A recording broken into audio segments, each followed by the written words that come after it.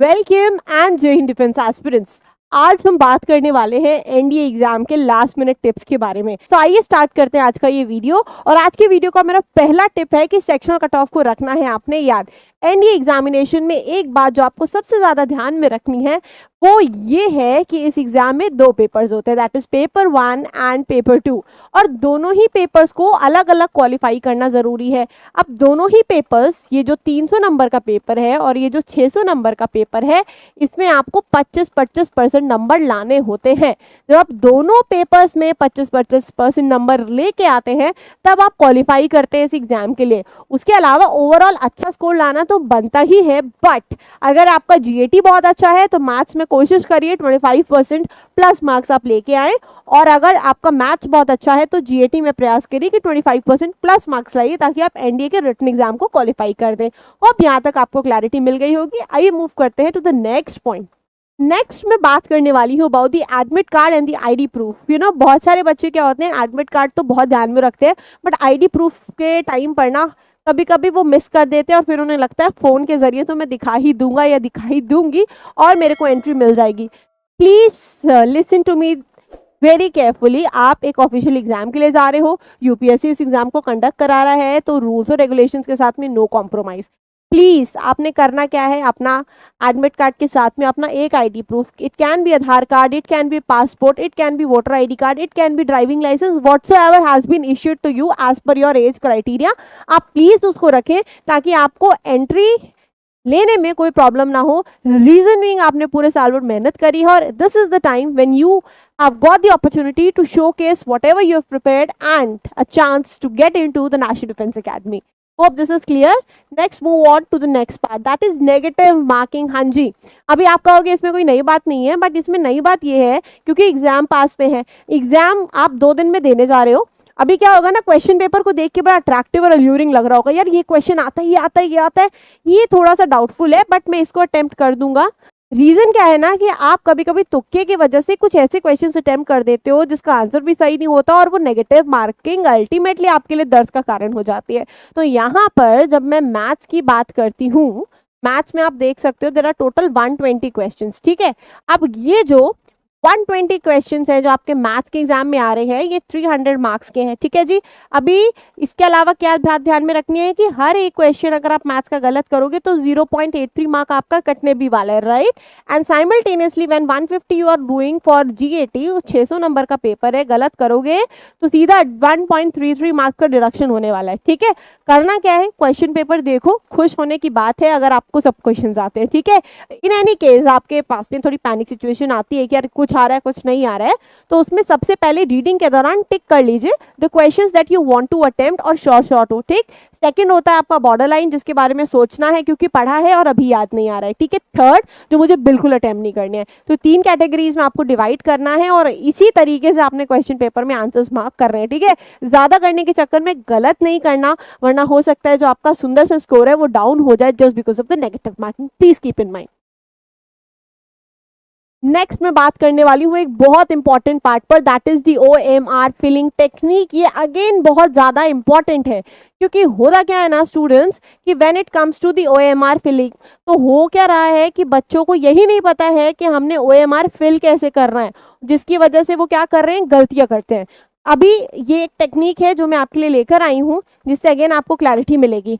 आपको इसी तरीके के कुछ डॉट्स मिले होते हैं, सबसे पहले देखते हैं क्या नहीं करना है, ठीक। क्या नहीं करना है उसमें आप ये देखो कि जिस तरीके से यहाँ पे थोड़ा सा ही इन्होंने सर्कल इस तरीके से फिल किया हुआ है, ये बिल्कुल मत करिए, ये स्कैन नहीं होगा। OMR मशीन की स्कैनिंग के कुछ इनपुट्स दिए होते हैं, ठीक है। ह्यूमन नहीं है कि एक एक आपकी चेक करेगा कोई या एक एक आपके जो आपने इनपुट दिया है उसको ठीक कराने के लिए वो उसमें रहेगा। मशीन है, मशीन को इनपुट्स दिए जाते हैं जिसकी बेसिस पर वो आउटपुट यील्ड करती है। और सेंचुरियन में भी जब हम अपने वीकली मॉक टेस्ट कराते हैं, बच्चों को ये चीज़ पता होती है तो वहाँ पर उन्हें ट्रेनिंग दी जाती है और उसी हिसाब से दे साइमल्टेनियसली लर्न कि आपको फिल कैसे करना है। आप देख रहे हो ना कि जैसे यहाँ पर क्या किया इन्होंने, सबसे पहले इनको लगा होगा कि ये प्रश्न मेरा सही है तो इन्होंने इसको मार्क किया, फिर अब इनको लग रहा है नहीं नहीं ये सही है, फिर इसको इन्होंने क्रॉस किया। अगेन ये बहुत गलत है, आपने ये नहीं करना है, ठीक है। आपने जो सही पैरामीटर में फिलिंग करनी है उसमें आप देखिए आपका जो भी सर्कल है, ठीक है, अगर ये आपका सर्कल है तो इंश्योर करिए कि ये सर्कल को आप अच्छे तरीके से डॉट पेन से फिल करिए। It will take time, but आपने इसको प्यार से आराम से फिल करना है और बहुत ही ज़्यादा सतर्कता से। आपको ये भी डिसाइड करना है कि आपके पास ए ऑप्शन है, बी ऑप्शन है, सी ऑप्शन है, डी ऑप्शन है, which is the right one, ठीक है। एक ही बार में उसी जगह पेन लगाइए जो आपका सही है। बहुत सारे बच्चे क्या करते हैं, सबसे पहले वो सोचते हैं कि आंसर पेपर में सॉल्व कर लेता हूँ, उसके बाद में मार्क करना शुरू कर देता हूँ। होता क्या है ना, जब आखिरी के 15 मिनट बचते हैं और आपके पास में टीचर का अलर्ट आता है कि अभी 15 मिनट्स आर लेफ्ट, फटाफट अपनी ओएमआर फिल करने लगो, तो हड़बड़ी में कई बार बच्चे क्या करते हैं, ऊपर का नीचे, नीचे का ऊपर फिल कर देते हैं। तो ये नहीं करना है। आप पता है क्या करना, पूरे क्वेश्चन पेपर को डिवाइड कर लेना, फॉर एग्जांपल 3 पार्ट्स में। जब भी 1 पार्ट के क्वेश्चन आप अटेम्प्ट कर लो, उसको फिल कर दो आराम से। सेकंड पार्ट के अटेम्प्ट कर लो, फिर कर दो। इससे क्या होगा, क्वेश्चंस भी ऊपर नीचे गलत नहीं फिल होंगे और आप इजीली पेपर को फिल कर पाओगे नीट तरीके से, ठीक है।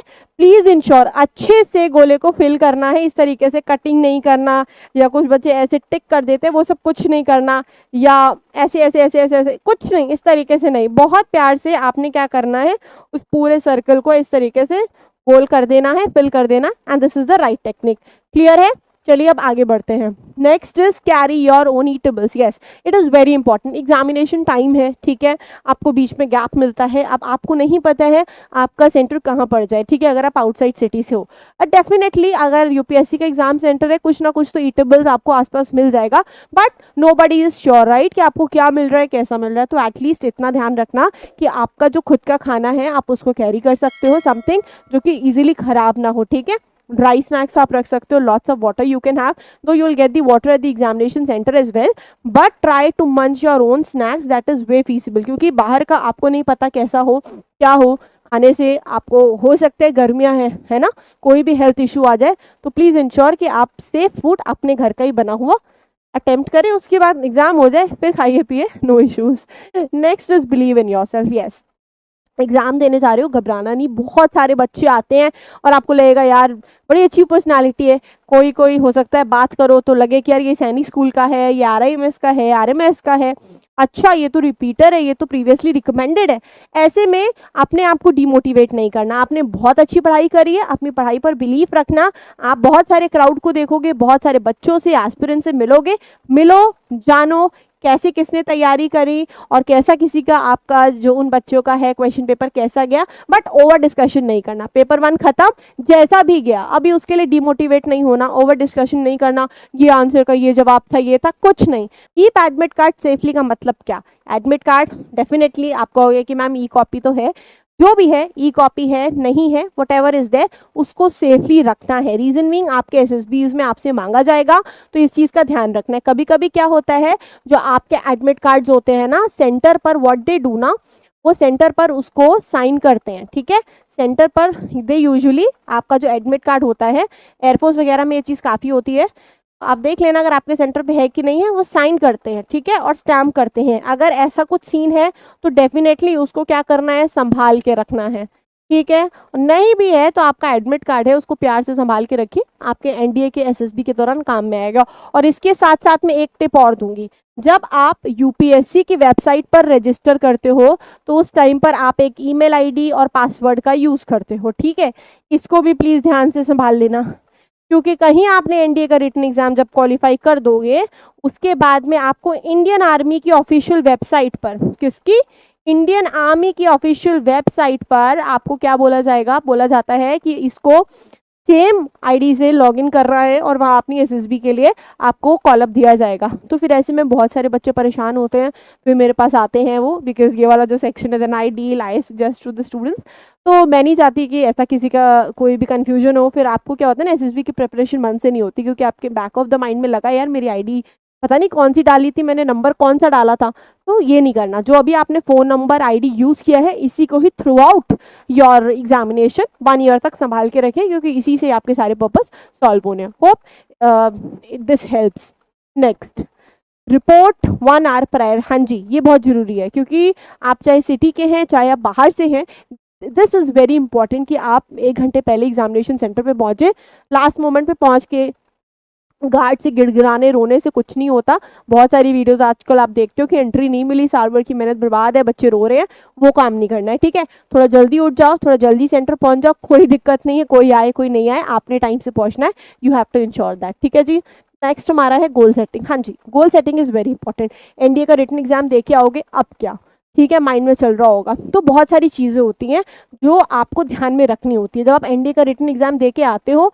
बहुत सारी चीज़ें हैं जैसे कि मैंने बोला, और बहुत सारे ऐसे एस्पेक्ट्स हैं जो अगेन आपने ध्यान में रखने हैं।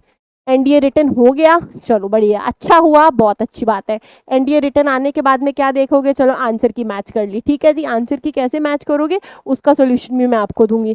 अब लग रहा है यार मैं क्वालिफाई कर लूँगा या कर लूँगी, ठीक है।